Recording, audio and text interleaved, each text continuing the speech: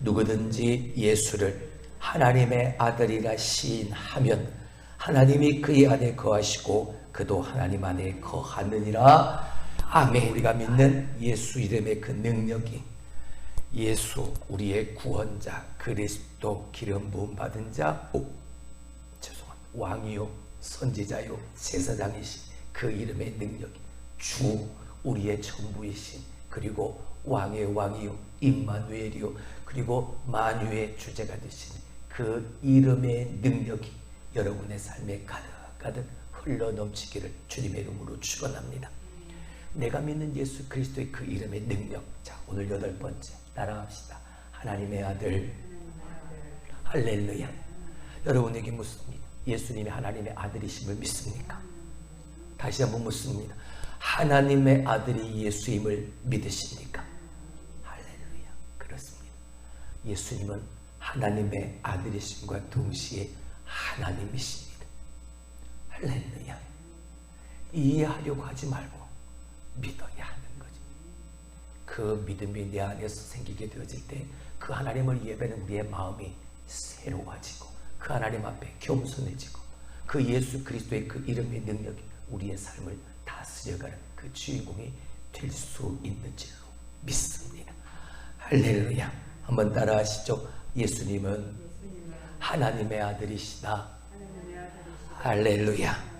신약 성경에 이 하나님의 아들이란 표현이 49번, 49번 등장합니다. 물론 예수님 자신도 당신을 소개하실 때 나는 하나님의 아들이다 라고 분명히 소개하기도 하셨죠. 여러분, 하나님의 아들이라 말하면 무엇을 증거하는 걸까요?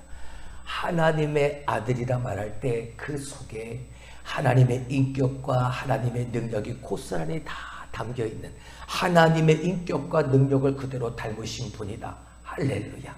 이 뜻인 거죠. 그러므로 우리가 예수님을 하나님의 아들이라고 고백할 때 우리는 예수님이 우리의 차원과는 전혀 다른 존재임을 내 입술로, 내 믿음으로 고백하는 겁니다. 하나님의 능력을 가지고 계시고 하나님의 인격으로 행하시는 분이시니까 우리와는 전혀 다른 차원의 존재시라는 고백이라는 거죠. 그분은 단순히 인간 중에서 가장 뛰어난 존재 중에 하나가 아니라 그 어떤 인간과도 비교할 수 없는 그 하나님 자체시니까. 할렐루야. 그래서 오늘 본문의 말씀 우리가 읽었던 것처럼 누구든지 예수를 하나님의 아들이라 시인하면 하나님이 그의 안에 거하시고 그도 하나님 안에 거하느니라. 할렐루야. 뭐 하면요? 하나님의 아들이라고 고백하기만 하면. 그렇습니다. 예수님은 우리의 지성과 우리의 한계로 도저히 알 수 없는 초자연적 존재시다. 이걸 먼저 인정하는 겁니다. 하나님의 무한하신 능력과 지혜와 성품을 예수님도 그대로 가지고 계신 분이시다. 이것을 인정하는 것이 진짜 신앙인 거죠. 예수님이 이 땅에 너무나도 겸손한 인간의 육체를 입고 오셔서 그랬는지 모르지만 당시에 예수님 주변에 많은 사람들이 예수님이 하늘과 땅을 다스리시는 하나님이시다라는 것을 제대로 받아들이지를 못했습니다. 인간의 몸을 입고 그 누추한 곳에 목수의 아들로 오신 예수 그리스도의 그 겸손한 인간의 이 모습을 보고 말이죠. 예수님이 입으신 그 겸손의 옷이 너무나도 남루해서 그 안에 숨겨진 하나님의 영광을 제대로 보지도 알아보지도 못했던 거죠. 자꾸만 인간적인 눈으로 그 예수님을 판단하려고 했습니다. 그러다 보니 그 크신 예수님을 너무나도 작게 보고 말았던 거죠. 자꾸만 내 수준, 우리의 수준으로 예수님을 생각하니까 이해가 안 되는 겁니다. 예수님의 제자들이 그랬지 않습니까? 예수님이 굶주린 5,000명의 사람들을 보시면서 우리가 어디서 떡을 사서 이 사람들을 먹일 수 있을까라고 말씀하셨을 때 빌립이 자신 있게 말합니다. 200데나리온의 떡이 부족합니다 라고 말이죠. 인간적 수준에서 해결 방법을 생각해낸 거였습니다. 근데 예수님은 누구십니까? 하나님의 아들, 하나님이신 분이죠. 수백만 명이 넘는 사람들에게 만나를 먹이시는 하나님의 아들이셨다. 나사로가 죽은 지 나흘 만에 예수님이 오셨습니다. 누이들이 묻습니다. 예수님, 여기 나사로와 함께 계셨더라면 이 나사로가 죽지 않았을 텐데. 예수님을 단순히 뛰어난 의사로만 보았지 생명의 근원이신 하나님의 아들로 보지 않았던 거죠. 아픈 사람을 고쳐주는 의사의 차원을 뛰어넘어서 죽은 자에게 생명을 불어넣으시는 하나님의 아들이셨는데 말입니다. 제자들이 예수님을 모시고 배를 타고 갈릴리 바다를 건너가고 있었습니다. 사역에 지치신 예수님이 그 배에서 잠이 드셨지. 그 잠든 사이에 풍랑이 일어서 배가 심하게 흔들리는 겁니다. 평생 업으로 잔뼈가 굵은 사람들도 죽음의 공포를 느낄 정도의 큰 풍랑이었던 거죠. 예수님을 깨웁니다. 잠에서 깨신 예수님이 그 풍랑을 꾸짖기 전에 먼저 제자들을 꾸짖으십니다. 그리고 풍랑을 잠잠케 하셨죠. 왜 예수님은 제자들의 믿음 없음을 먼저 꾸짖으셨을까요? 제자들이 예수님을 하나님의 아들로 제대로 믿지 못했기 때문이었던 겁니다. 우리도 마찬가지죠. 어떤 문제가 생겼을 때 그 문제 앞에서 우리가 좌절한다면 그건 역시 우리가 우리의 주님을 하나님으로 하나님의 아들로 인정하지 않는 것과 다름이 없는 겁니다. 이처럼 하나님의 아들이신 예수님은 하나님의 능력, 하나님의 지혜를 가지신 분이십니다. 한마디로 우리와 차원이 다른 분이라는 거죠. 그래서 우리가 어떤 문제를 놓고 어떻게 이 어렵고 힘든 일을 어떻게 할 것인가 이걸 걱정할 게 아닌 겁니다. 이 일이 그분의 뜻인가 아닌가 이게 먼저이고 이게 더 중요한 거죠. 우리가 예수님을 하나님의 아들로 고백할 때 우리는 감히 상상할 수도 없는 그런 능력을 가지고 계신 분이시기에 우리의 전부를 그분에게 다 맡겨드리는 겁니다. 할렐루야. 차원이 다른 그분을 의지하고 붙드는 거니까. 예수님이 하나님의 아들이심을 믿을 때 이 성경 속의 모든 기적이 하나도 의심 없이 그대로 믿어질 수 있는 거거든요. 할렐루야. 왜? 하나님의 아들이시니까. 하나님이시니까. 그리고 또한 우리는 차원이 다른 그분에게 그 믿음으로 말미암은 순종을 드리는 삶을 살 수 있어야 하는, 아무리 우리에게 상식이 뛰어나고 경험이 많고 전문성이 있다 하더라도 아무리 상식과 경험과 전문성이 아니라고 내 속에서 외쳐댄다 할지라도 그분 앞에 믿음의 순종을 드릴 수 있어야 하는, 왜? 하나님의 말씀이라면. 할렐루야. 예수님의 말씀이라면. 예수님이 하나님의 아들이시라는 것을 자꾸만 이해하려고 하니까 힘든, 그건 이해하는 것이 아니라 믿어야 하는 겁니다. 여러분, 우리가 비행기를 탈 때 이 비행기가 중력을 이기고 날아오르는 어떤 그런 항공역학의 논리를 다 이해해서 이 비행기가 분명히 뜰 거야 라고 믿고 비행기를 타는 분이 누가 있습니까? 이 비행기가 당연히 하늘로 올라갈 것이라 뜰 거라는 걸 그냥 믿고 타는 거죠. 그러잖아요. 사실 우리가 믿지 못하는 건 하나님이 부족해서가 아니고요. 우리의 생각이 인간의 한계 속에 갇혀 있기 때문인 거죠. 그러니까 분석은 이제 그만하는 겁니다. 지금은 분석할 때가 아니라 예수님의 말씀을 따라 믿어야 할 때인 거예요. 그리고 결단해야 될 때인 거죠. 믿기로 결단하면 그때부터 새로운 세계가 열리는 겁니다. 할렐루야. 누구처럼? 베드로처럼. 평생 고기 잡는 일을 했던 사람. 근데 밤새도록 고기를 잡았는데도 거기 한 마리도 잡지 못했는데 처음 보는 사람이, 그것도 목수인 그가 평생 고기 잡는 나에게 깊은 데로 가서 그물을 던지라고 말하는 그 말에 베드로가 믿음으로 순종하여 드렸더니 고기 잡는 어부가 아니라 사람 낳는 어부가 되게 하리라. 새로운 인생의 길이 열렸던 그 믿음의 순종을 하나님의 아들이신 차원 다르신 그 예수님께 우리 또한 그 믿음으로 순종으로 드리는 삶을 살아야 한다. 할렐루야. 자, 그러면 그 예수, 하나님의 아들 예수 그리스도는 어떤 하나님의 아들이 되시는가? 자, 첫 번째, 하나님의 능력과 성품을 지니신 분이시다. 할렐루야. 왜? 당연하게 아까도 말씀을 드렸던 건 하나님의 아들이니까. 당연히 하나님의 성품, 하나님의 능력을 지니신 분이시다. 예수님이 공생애를 시작하시기 전에 광야에서 사탄에게 시험을 받으셨죠. 그때 사탄이 예수님을 유혹한 게 무엇이었습니까? 세 가지를 시험했죠. 그 모든 것들이 다 무엇이었습니까? 네가 가지고 있는 그 힘 한번 사용해봐. 네가 가지고 있는 그 하나님의 아들의 권위, 그 권세 한번 써봐. 이거였잖아요. 예수님은 그 유혹에 넘어가지 않았습니다.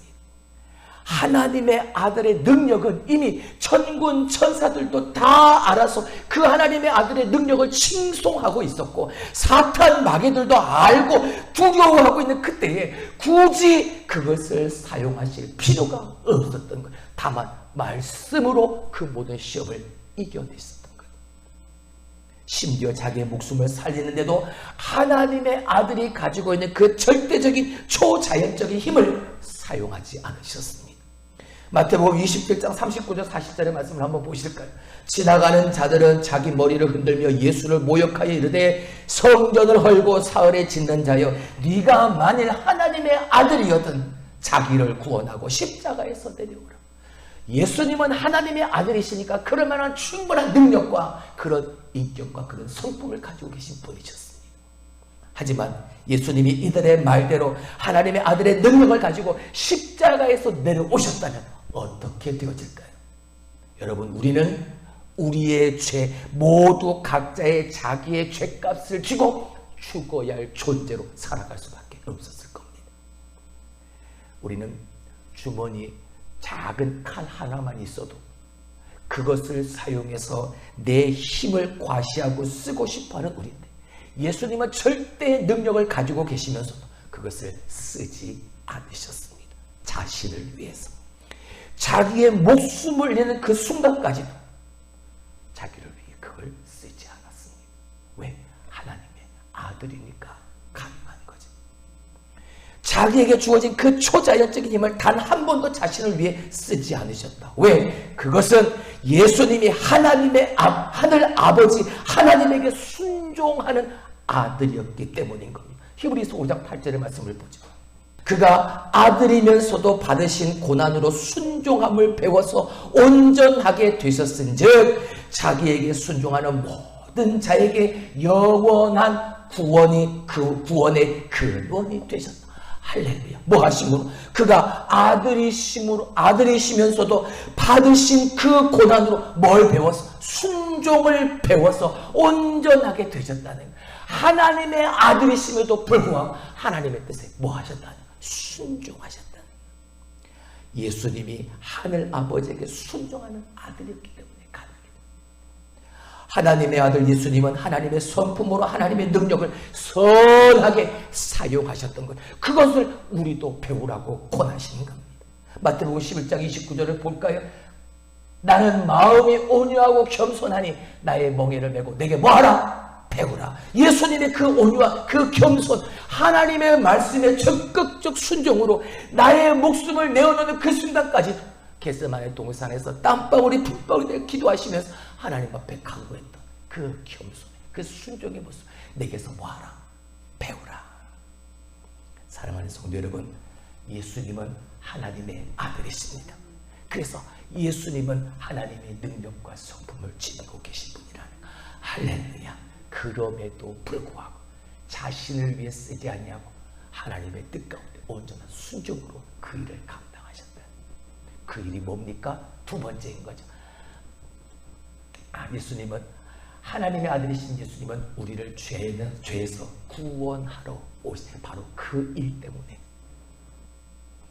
예수님이 가지셨던 하나님의 성품 가운데 가장 빛난 것이 무엇일까요? 사랑. 가장 하이라이트, 사랑. 예수님의 삶이 바로 그 하나님의 사랑을 우리에게 100% 베풀어 주신, 그게 뭡니까? 요한복음 3장 16절이죠. 하나님의 세상을 이처럼 모아사 사랑하사 독생자를 주셨으니 이는 그를 믿는 자마다 멸망하지 않고 영생을 얻게 하려 하심이라. 할렐루야. 하나님은 사랑이시다. 독생자가 뭡니까? 말 그대로 하나밖에 없는 외동아들이죠.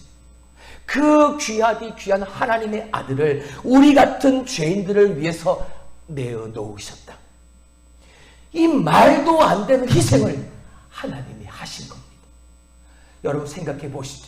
과연 이 세상이, 과연 내가 이 하나님의 아들의 생명과 바꿀 만한 그런 가치 있는 세상인가, 그런 존재인가 말입니다. 절대 그렇지 않습니다. 그러나 하나님은 이 세상을 구원하시기 위해, 나를 구원하시기 위해 당신의 아들을 보내어 주셨던 거죠. 우리가 귀중한 존재라서 하나님이 우리를 위해 그렇게 사랑하신 것이 아니라 하나님이 먼저 우리를 그렇게 사랑해 주셔서 우리가 비로소 그런 존재가 될 수 있었던 겁니다. 할렐루야. 여러분, 사랑의 무게는 그 사랑을 위해서 내가 얼마나 그 값을 치를 수 있는가, 여기에 결정되어집니다. 제가 이 리모컨을 1,000원을 주고 샀습니다. 예를 들면. 그러면 이 리모컨은 1,000원짜리 리모컨인 거죠. 예수님의 생명을 바쳐서 나를 사셨다면 나는 예수님만큼의 가치가 있는 존재인 거예요. 얘는 1,000원만큼의 가치가 있는 존재인 거고. 왜? 1,000원을 들여서 산 거니까. 예수님이 생명을 주고 나를 사셨다면 예수님의 생명의 가치만큼 내가 그 존재인 겁니다. 할렐루야. 말씀드렸죠. 누구의 소유냐에 따라서 그 가치가 천차만별, 하늘과 땅 차이가 되어진다. 이 기타 제거 이제여 거죠. 근데 이 기타는 기껏해야 3, 4만, 5만 원이면 사는 겁니다. 근데 엘비스 프레슬리라는 그 유명한 가수가 썼던 기타는 값을 매길 수가 없어요. 누구의 소유? 이건 내 거고 그건 엘비스 프레슬리 거. 나는 예수님의 생명을 주고 산 예수님의 생명의 가치만큼 있는 그런 존재라는 사실. 할렐루야. 하나님의 소유가 됐으니까 그만큼의 가치 있는 존재가 되어진 우리라는 거죠.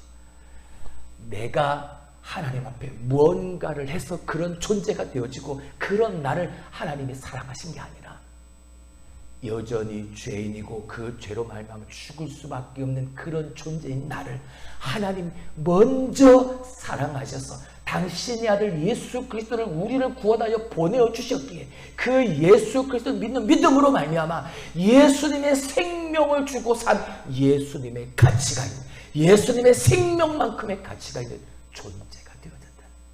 할렐루야. 그게 은혜인 거죠. 그렇게 우리를 죄에서 구원하러 오신 하나님의 아들 예수 그리스도. 할렐루야. 그분이 그 하나님과 우리의 사이를 연결해 주시는 분인 겁니다. 세 번째, 하나님의 아들 예수님은 아버지께로 우리를 뭐하는 분이시다? 연결해 주는 분이시다. 믿으시면, 자, 요한복음 14장 6절의 말씀을 봅니다. 예수께서 이르시되 내가 곧 뭐요? 길이요 진리요 생명이니 나로 말미암지 않고는 아버지께로 올 자가 있다 없다. 여기서 우리가 주목해 봐야 할 건 길과 진리와 생명이라는 이 세 가지의 단어인 거예요. 자, 이거를 우리나라 성경은 잘 모르겠지만 영어 성경을 보면 이렇게 되어져 있습니다. 예수님이 말씀하셨습니다. I am the way and the truth and the life. 자, 중요한 건 이 way, truth 그리고 life라고 말하는 이 길과 진리의 생명이라는 단어 앞에 빨간색 정관사 더가 붙어 있습니다. 이게 무슨 뜻이냐면 I am the way, 내가 유일한 길이다. 나 외에는 다른 길이 없다. 절대 고유 명사가 되어진 거예요. way라는 그냥 일반 명사 앞에 더라는 정관사가 붙어서 고유 명사가 하나밖에 없는 the truth. 내가 유일한 절대적인 진리다. I am the life. 내가 유일한 참 생명이다. 이 뜻이. 오직 예수님만이 하나님께로 갈 수 있는 유일한 길이 되어지는 거예요. 할렐루야. 목사님, 산 정상에 오르려면 1등산로, 2등산로, 3등산로, 4등산로, 등산로가 얼마나 많은데요. 산 정상에 오르는 길이 이 길도 있고 저 길도 있는데 왜 구원 받는 데는 예수님밖에 없다고 말씀하십니까?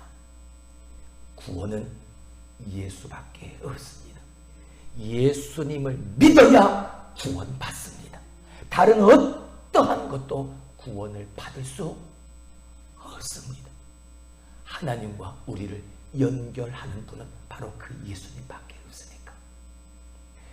인간이 죄로 말미암아 하나님과 인간 사이에 큰 간격이 벌어졌습니다.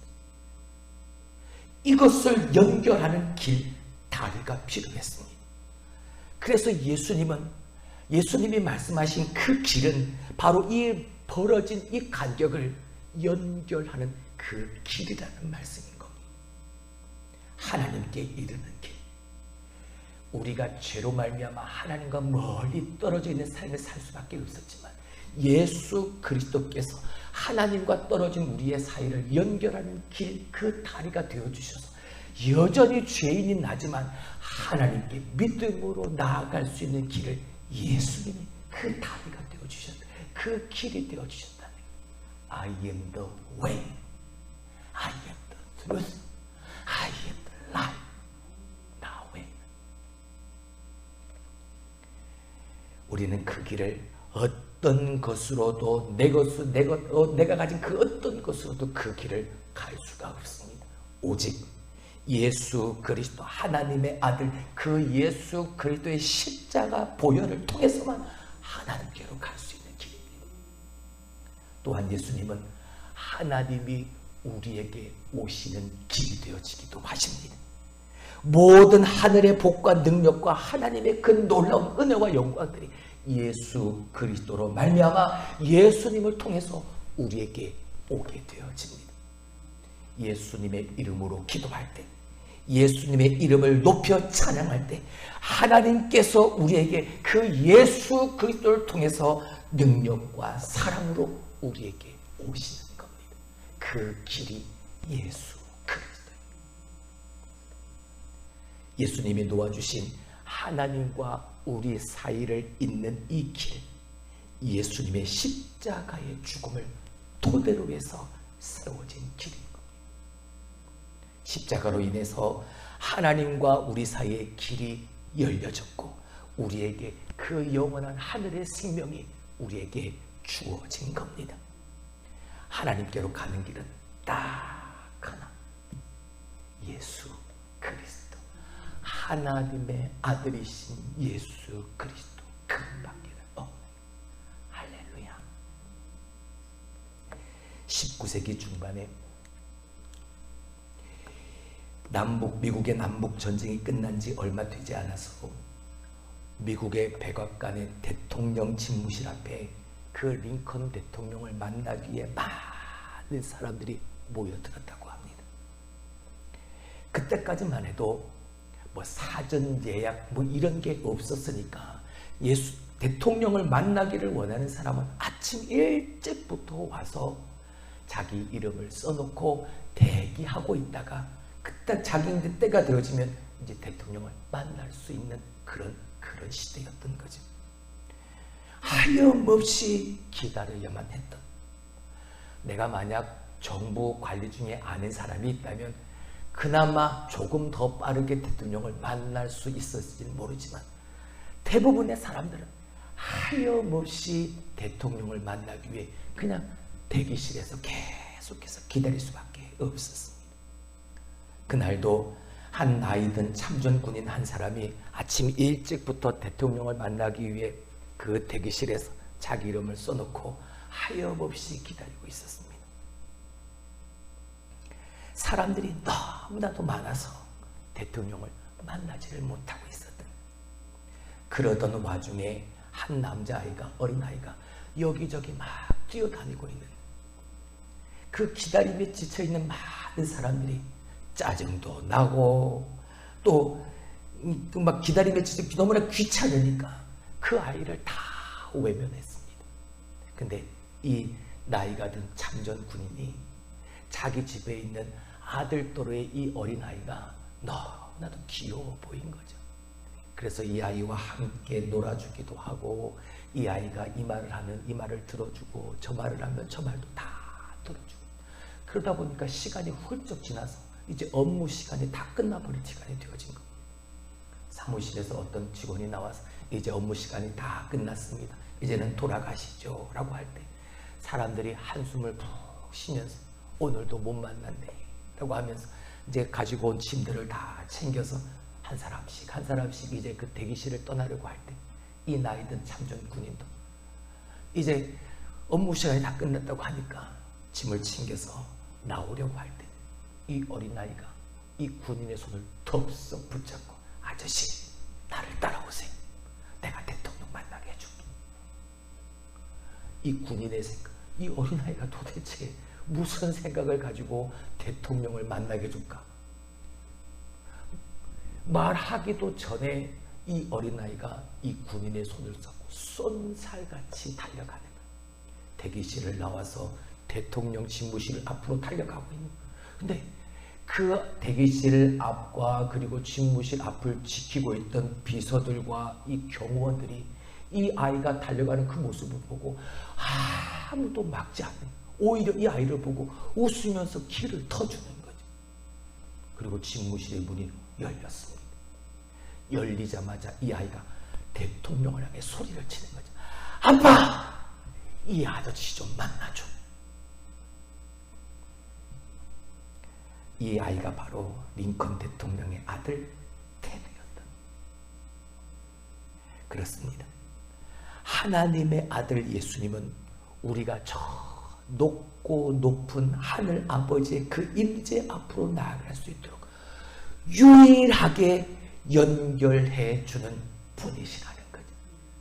우리의 손을 붙잡고 우리와 함께 가시면서 하나님을 만나게 해주시는 분입니다. 요한복음 14장 13절을 봅니다.